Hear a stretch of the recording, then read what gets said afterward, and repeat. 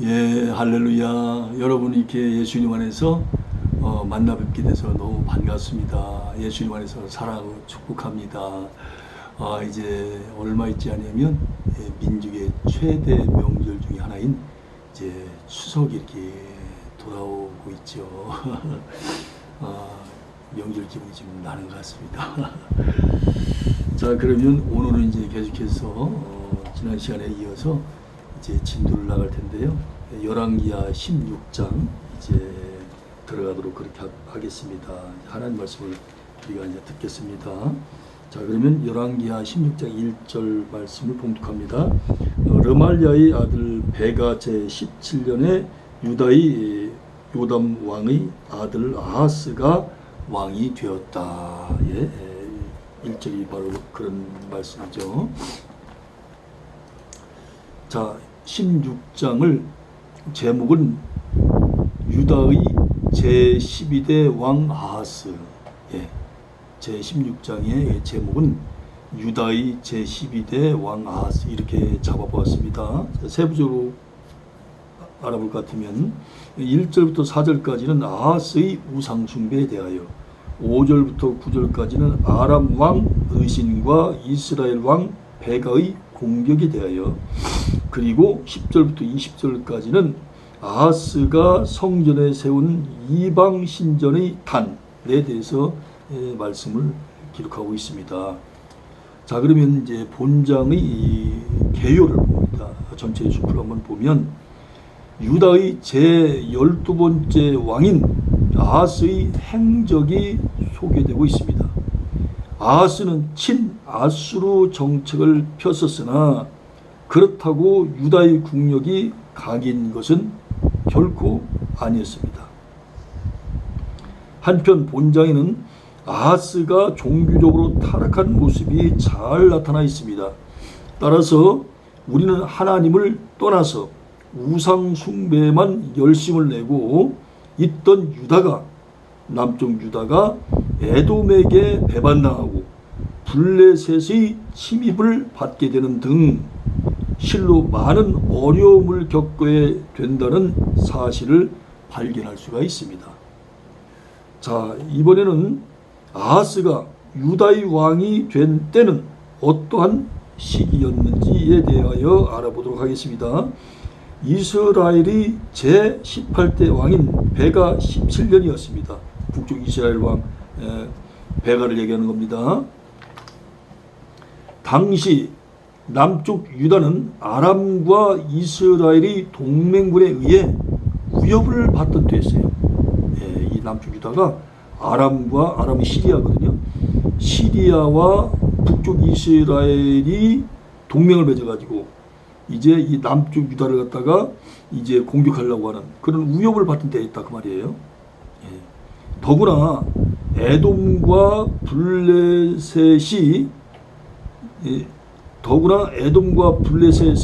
침입 역시 그치지 않고 있었으므로 결국 왕 위에 오른 아하스는 친아수르 정책을 펴게 된 것입니다. 그러니까 인간적인 이제 계략을 어떤 그 머리를 쓴 거죠. 그러니까 아람과 북쪽 이스라엘의 동맹군에 의해서 위협도 받고 있고, 그 다음에 에돔과 블레셋의 침입이 또 계속해서 들어오고 있으니까 인간적으로 보게 되면 굉장히 무섭기도 하고 두렵기도 하고 그렇잖아요. 그렇기 때문에 저 사람들을 이기려면 우리가 아수르하고 친해야 되겠다. 그렇게 이제 생각을 한 겁니다. 자, 이번에는 2절부터 4절까지의 말씀을 가지고 아하스의 종교 상태는 어떠했는지 여기에 대해서 알아보도록 하겠습니다. 하나님 보시기에 정직하게 행하지를 않았습니다. 즉 그는 다윗의 길로 나아가기보다 이스라엘 열왕들의 길로 나아갔던 것입니다. 여러분, 다윗의 길 어떤 길인지 아시죠? 또 북쪽 이스라엘 열왕들의 길 어떤 길인지 많이 그동안 말씀을 들어서 잘 아실 거예요. 하나님께서 다윗의 길은 기뻐하셨어요. 그러나 북쪽 이스라엘 10왕들의 길은 하나님이 기뻐하시지 않았는데 그 하나님께서 기뻐하시지 않는 길로 나아갔다는 것입니다.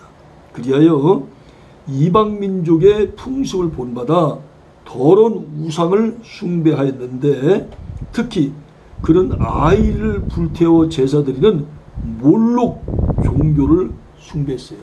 세상 이 아이가 무슨 죄가 있습니까? 아이를 불태워서 제사를 드리는 거예요. 몰래신한테. 귀신이 영적으로 귀신한테 그렇게 한 거죠. 뿐만 아니라 아하스는 아수르 왕 디글랏 빌레셋을 만나러 갔다가 다메섹에서 본 우상의 단을 예루살렘 성전 안에도 만들어 세우고, 세상에 어떻게 이런 일이 있을 수가 있겠습니까? 세상에 예배당 안에, 하나님께 예배를 드린 예배당 안에 우상의 단을 갖다가 세웠다는 겁니다. 그래서 그 후에 제사를 드렸어요. 10절부터 11절 12절에 나와 있지 않습니까? 드디어 성전을 폐쇄하기까지 했어요. 참 역대하 28장 24절 그 내용이 자세히 나와 있거든요. 그러니까 하나님께 예배를 드리는 예배당을 갖다 문 닫아버리고 우상에게 제사를 드리는 그런 단은 거기다 남겨놓은 거예요. 남쪽 유다 왕 아하스가 이렇게 한 거예요. 아하스가 세상에. 그래도 북쪽 이스라엘 왕들보다는 낫다고 그랬잖아요. 남쪽 유다 왕들이. 그런데 이런 짓을 한 겁니다. 짓이란 말 아무데나 붙인 말 아니잖아요. 제가 짓이란 말을 붙이고 있잖아요 지금. 자, 이번에는 5절부터 9절까지의 말씀을 가지고 아람과 이스라엘 동맹군의 침입을 받은 아하스는 어떠한 조처를 취했는지 그걸 알아보도록 하겠습니다. 아람과 이스라엘 동맹군이 쳐들어왔을 때 아하스는 어떻게 행동을 했느냐, 바로 그 말씀입니다.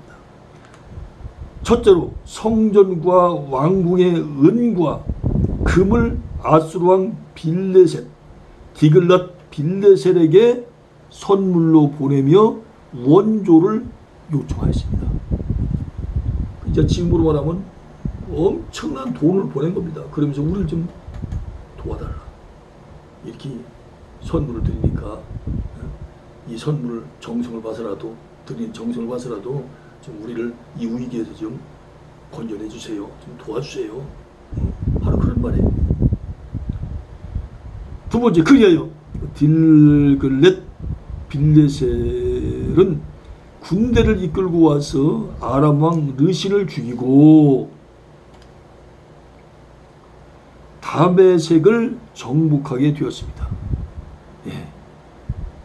그러나 이로 인해 비록 아람과 이스라엘은 물러가게 되지만 장차 아수르가 유다의 더 큰 적이 될 것이라는 사실을 아하스는 까마득하게 몰랐어요.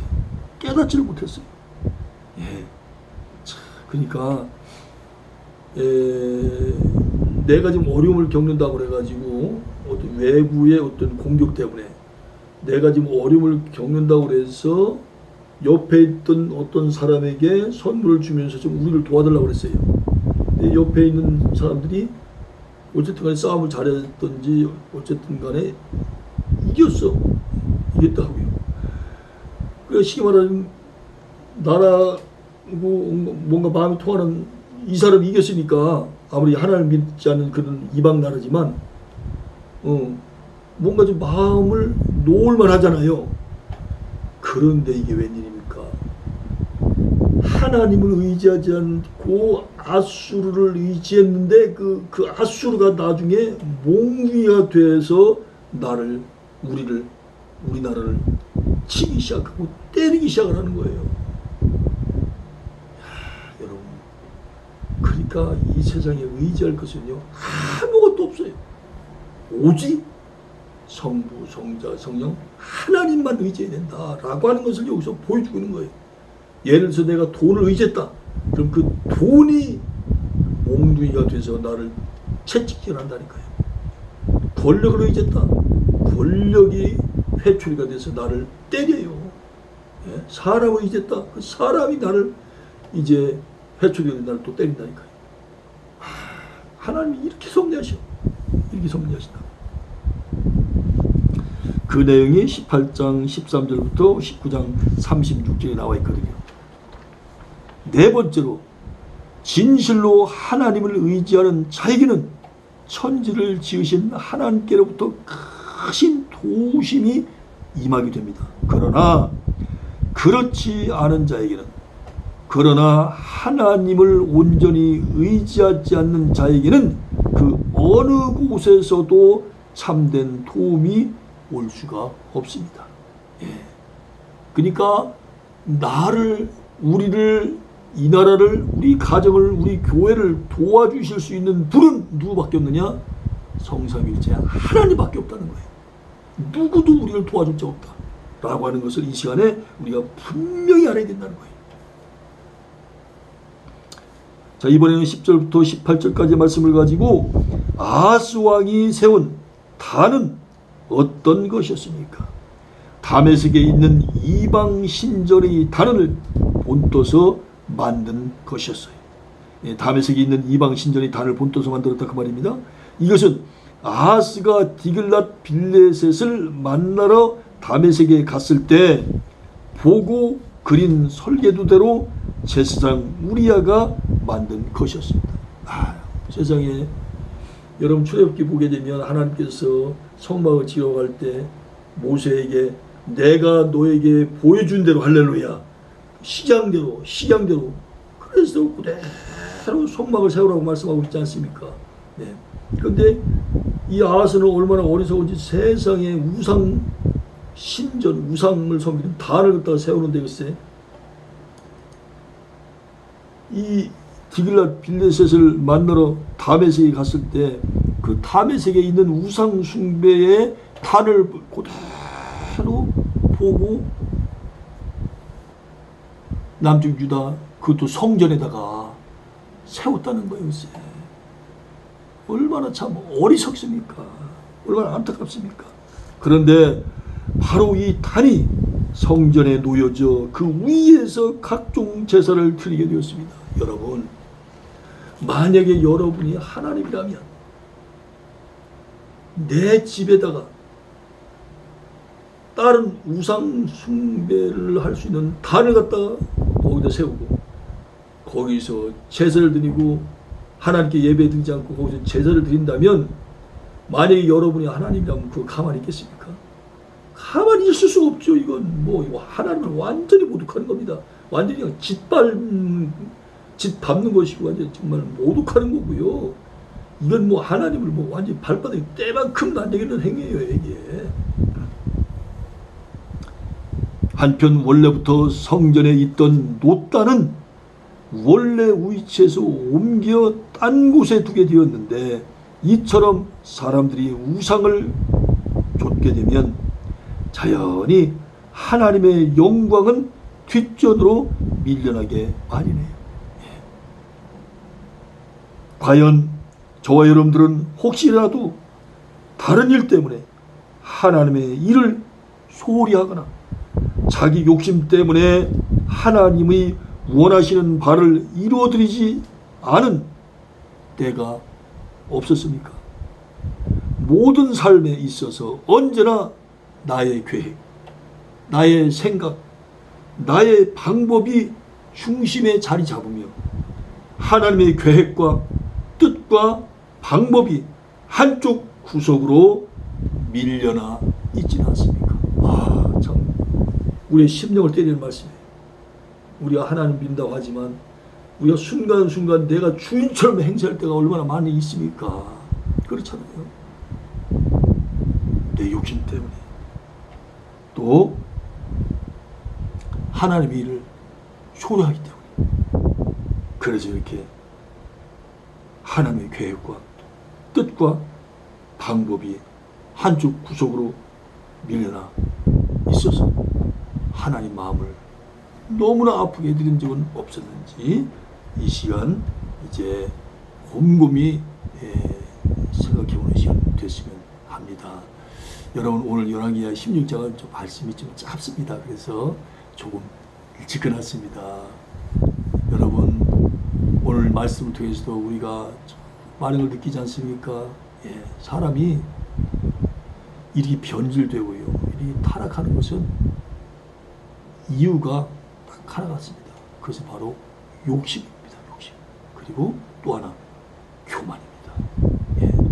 욕심을 버리고 겸손해야 우리가 주님을 온전히 섬기고 따라갈 수가 있거든요. 성령님의 인도하심 따라갈 수가 있거든요. 여러분 추석 명절 주님 안에서 잘 보내시고요. 또 다음에 우리 기쁜 마음으로 다시 뵙기를 원합니다. 여러분 예수님 안에서 사랑합니다. 감사합니다.